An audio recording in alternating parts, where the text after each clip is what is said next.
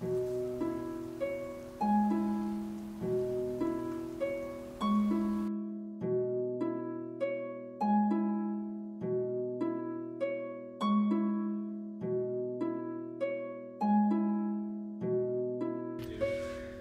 name is David Stein. I recently graduated from Fairhaven College with a concentration on ethnobotany, and for the past 4 years I have also worked at the Outback Farm, which is a 5-acre farm located on Western Washington University's campus. For the first 2 years I was a farm hand, and for the second 2 years I was one of the coordinators on the farm.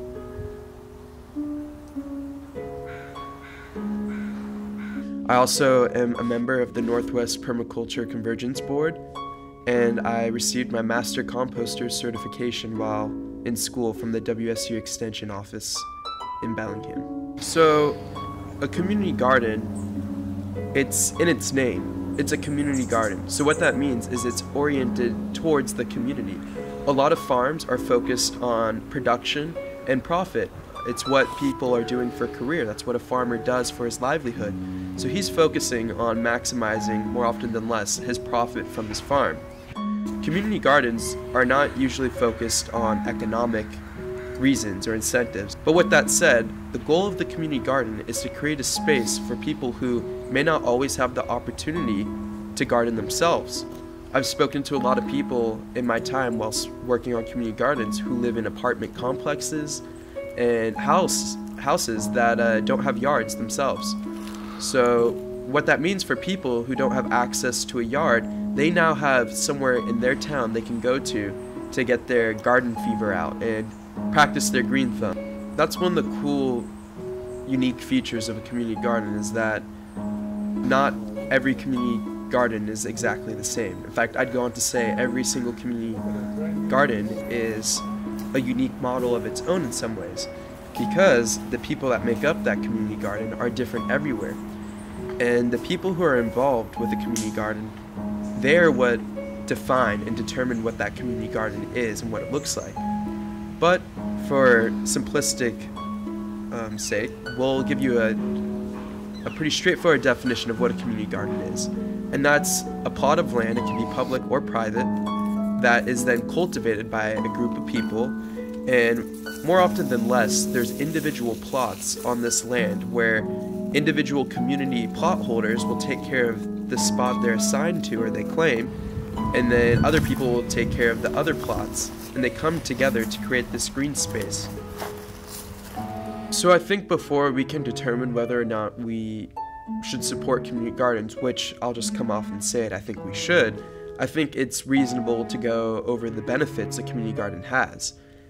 And often I think about 3 different fields in which a community garden benefits the people. By fields, I'm talking about the social impacts, the economical impacts, and the ecological impacts. When you're working on a community garden, it creates this sense of camaraderie. And when you're working together, even if you're working on your individual plot and you're not really worried about your neighbor's plot or care about what they're doing, you're working together to create this space, this big garden, the community garden. And by working together, there's a common cause, and you really are able to bond and focus on working together for something bigger than what you normally would do on your own. So I absolutely believe community gardens are able to bring people together even through differences, and when people who normally wouldn't work together, it can help facilitate that. Yeah, great. This is wonderful. It's totally wild.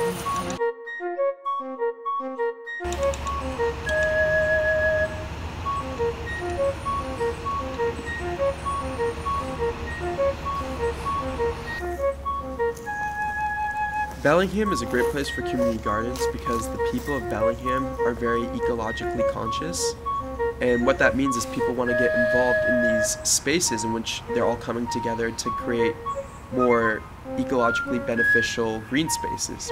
And that's very evident in many of the community gardens all over town. Also, the Outback Farm. The Outback Farm started over 50 years ago, and it's going to this day. And it was students who came together with this idea of, if we work together, we can create a garden space that's beautiful. And that legacy has carried on for decades to come, and it carries on to this day.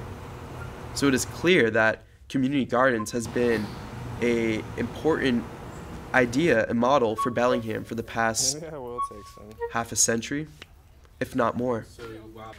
Pink Floyd once had a song that had the lyric, "Together we stand, divided we fall."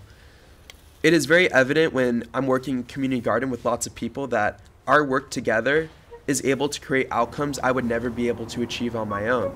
So this collective effort is really special, and it shows the importance of working with your neighbor and working together towards a greater common cause. I notice when I'm working in the community garden, I'm not thinking about gender, I'm not thinking about race, I'm not thinking about age.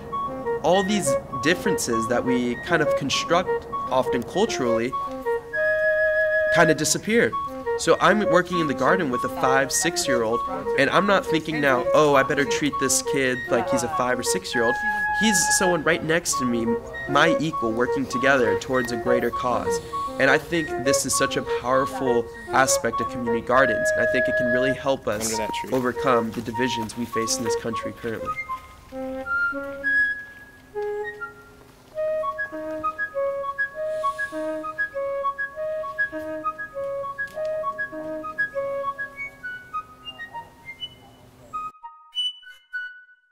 So I think towns that have very successful community gardens, it is because there are people in those towns that feel community gardens are valuable and they desire these green spaces in the places they live. And Bellingham is no exception. In fact, Bellingham is an amazing model of what a town can do with community gardens, because we have community gardens all over Bellingham, all over parts of town.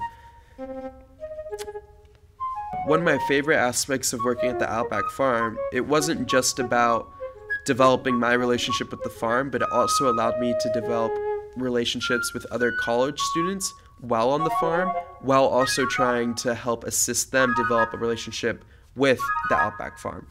And I think that's really important, because by building a relationship with the Outback Farm, it's making students more aware of our food systems and ecology and things that really we should be aware of. If we eat food grown by farmers, I think it's reasonable to say we should be aware of those processes and the hard work that goes into producing that food. And I think the Outback Farm really helps with that case. So one of the things the Outback Farm takes pride in being is an experiential learning site. So what that means is it's a space for students to take information and knowledge they have gathered in perhaps textbooks or other places in their life and apply it on the Outback Farm. And I think this is really important, because I know personally a lot of my studies that focused on ecology, a lot of the material I was learning was in a classroom, and I didn't always get the chance to go out into the field and apply these lessons. And I think it's really important to spend your time in a classroom setting and learning the information, but if you don't go out and actually apply that knowledge you have learned, I think that's extremely problematic.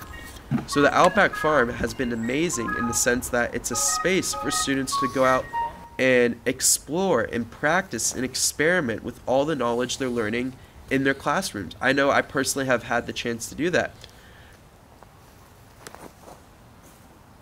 Also, there's work parties on the farm, and the work parties can help people satisfy community service hours, so it now becomes a resource right on campus for people to volunteer. It also allows social clubs on campus to do events out there. It's a space for all kinds of events. We have done outdoor films, music concerts. We have the Fall Jubilee Harvest Festival where we have pressed cider. And we have had just really good events out on the farm and parties. Also educational workshops. I've led a composting workshop, making a soil mixture workshop, a propagation workshop. For me, I believe the Outback Farm has unlimited potential in what it can do for the university. It's just a matter of whether the organization and the people will utilize all the potential the farm has. So right now we're located out in the Outback Farms Education Garden. In this garden space, the food we grow here is donated to Whatcom's Food Bank. I think this is a really cool feature of the Outback Farm in the fact that it allows students to come out here, volunteer, and do effort that will not only improve the landscape of the farm and grow veggies, but for a greater cause, such as donating food to our local food bank. So really cool feature of the farm. The education bed is all these rows, so it's a more traditional crop style of farming. And I really appreciate this space because it has been a great opportunity to learn new things. While I was one of the coordinators, I got the chance to learn how to install drip irrigation. And I'm really appreciative of that opportunity to have a space in which I could learn these types of skills and have the chance to go out and actually implement the things I was learning. And I don't always get the chance to do that, so I really am thankful for the farm and community gardens for that reason.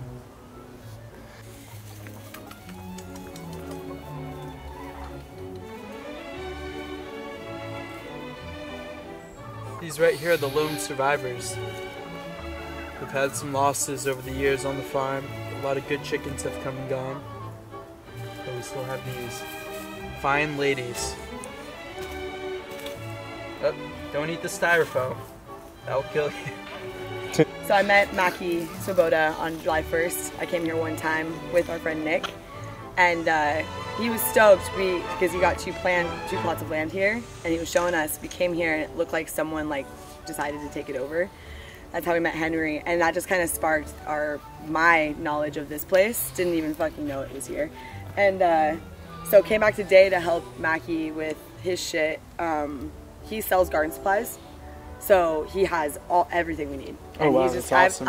I don't garden. I've Yeah. never gardened, but I've always wanted to. I believe it's something that we could implement in Bellingham as a way to fight hunger.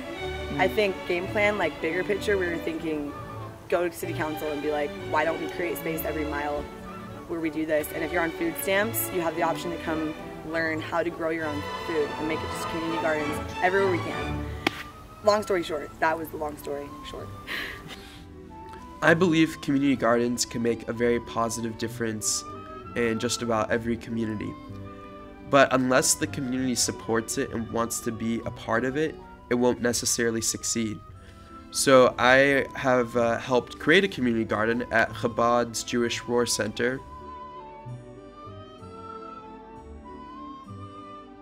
located right on High Street. And installing the garden, it turns out that was one of the easiest parts. I had a couple days where we got some dirt, irrigation lines, and we set it all up, and we got a bunch of plants in the ground. And after a couple days, 1, 2, 3, it's all in the ground, it's growing. We just made a community garden. Amazing. But then as the weeks go by, the weeds start to come, the watering needs to be very consistent, and people get busy. So it has really shown me that starting a community garden is really just a small part of the picture, and that in itself is not super difficult, but building a community for that community garden is perhaps one of the greatest challenges. Because if you don't have people that are in that space that are engaged and want to be involved, it then isn't truly a community garden, and then it becomes one person's personal project. Alright, David, tell me about this space. We are in Chabad of Bellingham's community garden. A few years ago, we talked about starting a garden here. The landscape was already naturally tiered, and it created this nice little bit of space that would be perfect for a garden.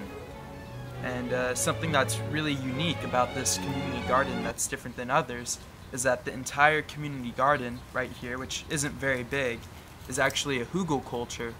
So what that means is that we originally came out here and removed most of the topsoil within this growing area, and we layered it with a lot of deciduous wood and other pieces of organic material that would break down over many years. And there's a few benefits of doing something like this. For one, all that organic material and wood acts as a sponge, so as it rains, it's able to absorb a lot of that moisture and then slowly release it over time, which is helpful during the driest times of the year. Furthermore, it also creates a lot of aeration, and it keeps the soil very porous, and it creates excellent drainage. So you don't have to worry about too much water building up in one area and causing your growing area to be anaerobic. So ideally, with a spot like this, we would attempt to establish perennial crops. We are in the process of attempting to establish blueberries, currants, and of course we have vegetables that we try to grow every year, such as lettuces, carrots, tomatoes, corn, things of that nature.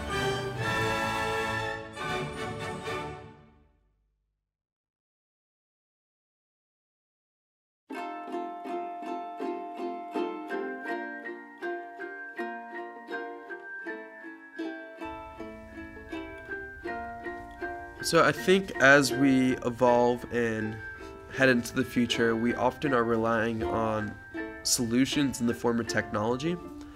And I think this is okay, but it's also created a distant relationship with the people to the land.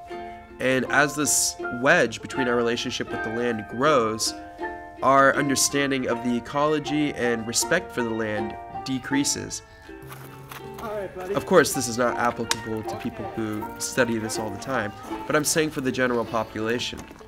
And I think this is extremely problematic for many reasons, because we only have one Earth, and it's important that we develop practices that on an everyday basis we are doing things that benefit the Earth as opposed to destroy it. Now, we can't all live necessarily zero waste-free lives or adopt everything that we probably should, but the point is that by participating in a community garden, you're becoming aware of many ecological things that you normally wouldn't have, such as composting, such as how is your food really grown, such as how amazing fresh garden food tastes compared to normal store-bought food. Once you have a tomato right from the vine from a garden, you will never be able to have a store-bought tomato. You will never be able to look at a store-bought tomato the same. It just won't taste the same to you. So I think there's a lot of different valuable lessons to be had in community gardens. Not to mention, a community garden is a space that is then being reserved for plant life. So we're now going out of our way to make sure this space isn't developed in ways that aren't helpful to the ecology of the landscape, but rather benefit it with greater biodiversity. Insects, bugs, animals, they all benefit from community gardens. We as a collective living organism benefit from community gardens. I think it's important for people to really think about their relationship with plants. I think often we think if I don't garden or I'm not into plants, they really don't have anything to do with my life. I don't really care about them. But I think this is so flawed because plants are such a great influence in all aspects of our life, from the cotton in our clothes, to the food on our plates, to many of the materials and lumber we use for building. Plants are involved in all aspects of our lives, even if you're not a gardener. And I think by becoming involved in a community garden, that becomes much more apparent. And I just find plants to be so fascinating, and right when I think I know so much about plants, I'll learn about something that I had no clue about, and it creates this almost re-inspiring feeling. And it also helps me feel such a purpose in what I do.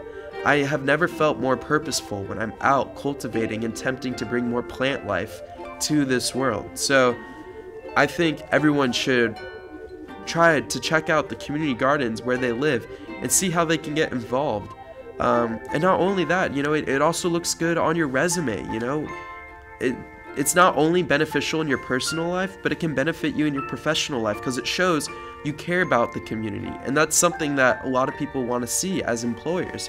So I think there's just so many different benefits to a community garden that as we start discussing them and explore them, it becomes apparent, oh, that's another connection we can make with a community garden. But when you're just thinking about a community garden from a surface level, it's not always very clear. But the benefits are so long that it's a list that goes on and on. So the question is, are you going to go out in a community garden and observe those benefits yourself?